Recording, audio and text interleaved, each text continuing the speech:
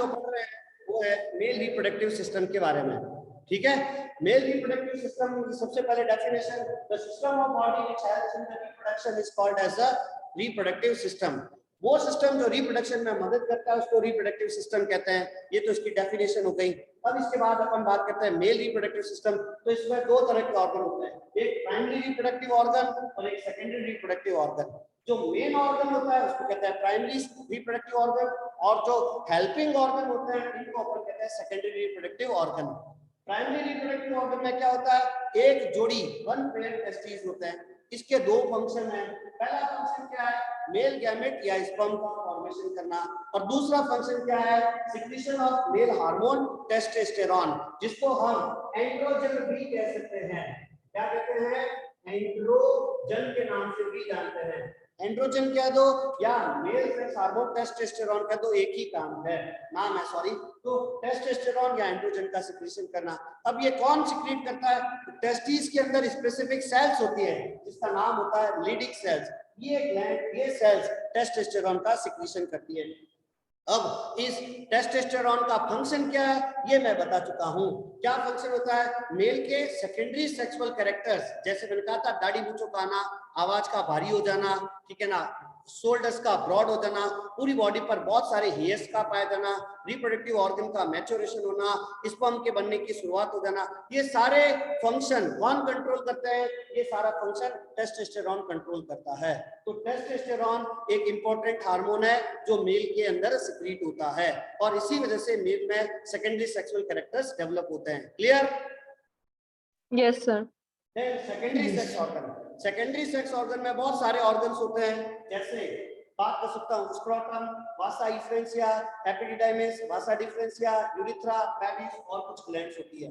अब इनके एक एक करके अपन फंक्शन और पोजीशन देख लेते हैं। जैसे सबसे पहले स्क्रोटम मोस्ट इंपॉर्टेंट है, यहाँ से क्वेश्चन बनता है।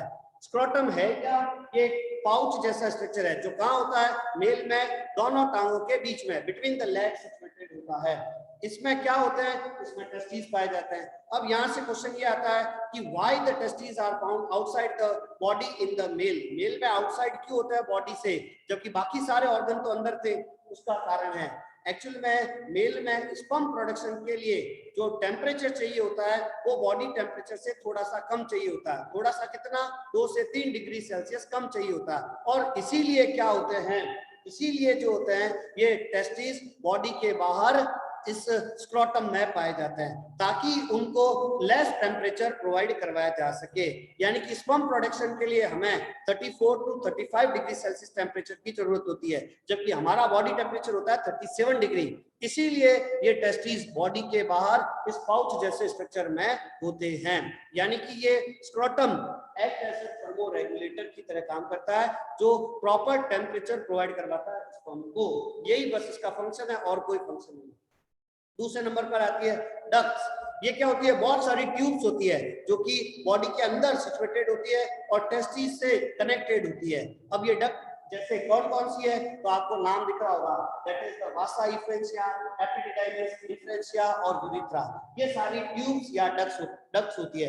इन डक्ट का काम क्या है, इन डक्ट के मेनली 3 फंक्शन है। पहला फंक्शन क्या होता है, they help in transportation of sperm. ये जो टेस्टिस में स्पर्म बने हैं, इन स्पर्म को बॉडी के बाहर निकालने के लिए जो रास्ता चाहिए वो रास्ता प्रोवाइड करवाती है। दूसरा काम क्या है, ये स्पर्म के मैच्योरेशन और उनके स्टोरेज में भी मदद करती है। स्पर्म को स्टोर करके रखना होता है, वहां पर भी काम आते हैं, और जब तक मैच्योर नहीं हो जाते तब तक वो इन्हीं डक्ट में पड़े रहते हैं। तो स्टोरेज और मैच्योरेशन दोनों में काम आती है। देन नेक्स्ट बात करते हैं पेनिस। पेनिस क्या होता है, ये एक्सटर्नल जेनेटिलिया है। एक्सटर्नल जेनेटिलिया का मतलब it can be observe by outside. इनको हम बाहर से इसको अपन देख सकते हैं, तो ये एक्सटर्नल जेनेटिलिया कहलाता है। इसके 2 फंक्शन होते हैं, एक तो इसी से होकर यूरिन पास होती है, यानी कि हेल्पिंग यूरिनेशन, और दूसरा काम क्या होता है, जब मेल और फीमेल के बीच में सेक्सुअल इंटरकोर्स होता है तो इस दौरान इसी से होकर सीमन या स्पर्म भी जो है वो बॉडी से बाहर निकलता है।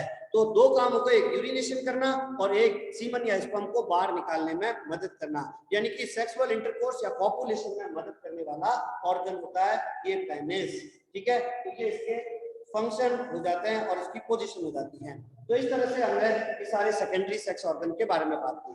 फिर अपन यहाँ पर ग्लैंड्स के बारे में बात कर लेते हैं। इंपॉर्टेंट है ग्लैंड्स, ठीक है ना। टोटली 3 ग्लैंड्स पाई जाती है मेल के अंदर। एक होती है सेमिनल वेसिकल, एक होती है प्रोस्टेट और एक होती है ओवरी। ये 3 ग्लैंड होती है।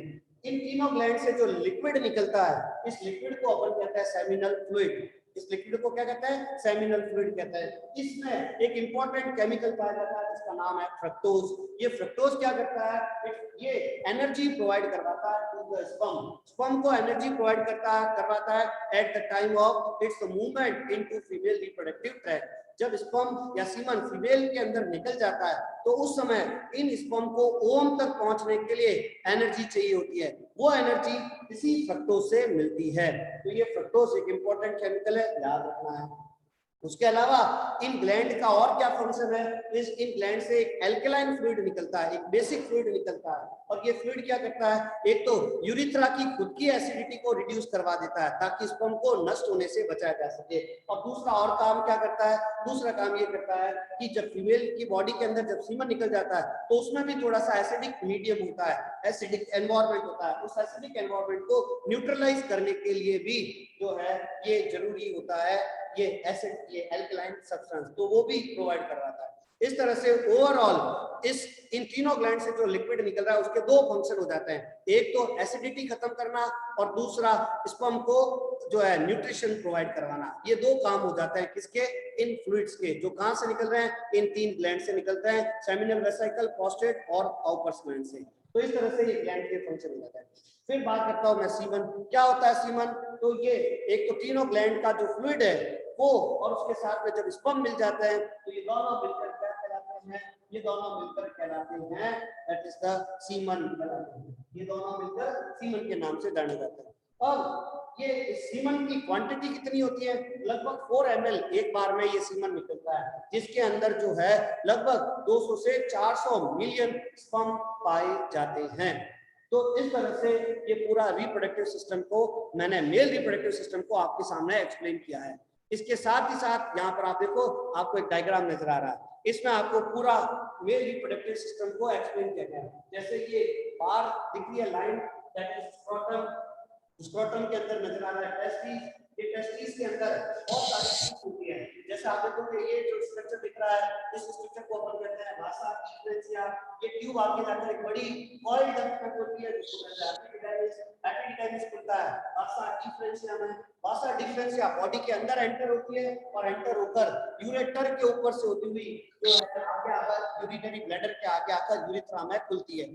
जहां से ये यूरिथ्रा, ये पूरी ट्यूब जो है वो यूरिथ्रा कहलाती है। इस यूरिथ्रा के अंदर यहीं से रिकसिशन भी होता है और यहीं से सीमन भी निकलता है। इसके अलावा यहाँ पर 3 ग्लैंड नजर आ रही है। जैसे ये पहली सेमिनल वेसिकल हो गई, दूसरे नंबर पर ये प्रोस्टेट हो गई और तीसरे नंबर पर ये ओवपर हो गई। तो आपको 3 ग्लैंड्स यहाँ पर दिख रही है जो कि अपना अपना फ्लूइड या सिक्रीशन इनमें डालेगी। उसके अलावा ये स्ट्रक्चर ये पेनिस कहलाता है और ये पेनिस एक कॉपुलेटरी ऑर्गन है जो सेक्सुअल इंटरकोर्स में मदद करता है। इसके टिप पर जो है एक छेद होता है जिसको अपन कहते हैं यूरिथ्रोजेनाइटल एपर्चर। इसी से होकर स्पर्म और इसी से होकर यूरिन दोनों बाहर निकलते हैं। इस तरह से ये मेल रिप्रोडक्टिव सिस्टम का कंप्लीट एक्सप्लेनेशन होता है।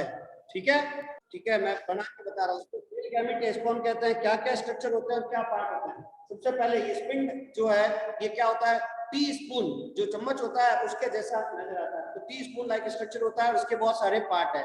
जैसे सबसे पहला पार्ट है इसका हेड, ये आगे का पार्ट होता है।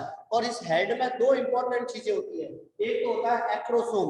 ये एक्रोसोम क्या होता है? ये एक स्पेसिफिक ऑर्गेनेल होता है जो कि इसमें केमिकल्स होते हैं और ये केमिकल्स क्या करते हैं? एग की वॉल को डाइजेस्ट करते हैं। जब फर्टिलाइजेशन होता है उस समय एग की वॉल को तोड़ने का काम ये एक्रोसोम करता है। तो ये इंपॉर्टेंट है। एक्रोसोम के नीचे पाया जाता है न्यूक्लियस। ये सेल का सबसे इंपॉर्टेंट पार्ट है जिसके अंदर जेनेटिक मटेरियल यानी कि डीएनए पाया जाता है। और इसी पोर्शन में या ये डीएनए जो है ये 23 क्रोमोसोम के फॉर्म में होते हैं। मतलब 23 क्रोमोसोम फादर से बच्चे को मिलते हैं, तो 23 क्रोमोसोम इसी न्यूक्लियस में सिचुएटेड होते हैं। फिर इसके नीचे 2 डॉट लाइक स्ट्रक्चर होते हैं जिसको कहते हैं सेंट्रियोल। ठीक है ना। और यहाँ पर ये जो पोर्शन है इस तरह से का ये पोर्शन है, ये कहलाता है नेक। ये पोर्शन नेक कहलाता है। नेक के पीछे ये वाला जो पोर्शन दिख रहा है ये सब कहलाता है मिडल पीस। क्या कहलाता है? मिडल पीस कहलाता है।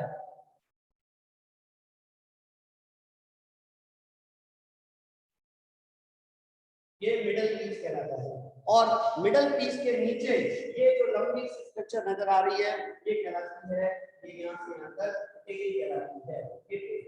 अब इंपॉर्टेंट चीज पॉइंट ध्यान रखना, इस मिडल पीस वाले पोर्शन में क्या पाए जाते हैं, माइटोकॉन्ड्रिया पाए जाते हैं। और इसीलिए इस मिडल पीस को अपन कह सकते हैं पावर हाउस, ठीक है ना।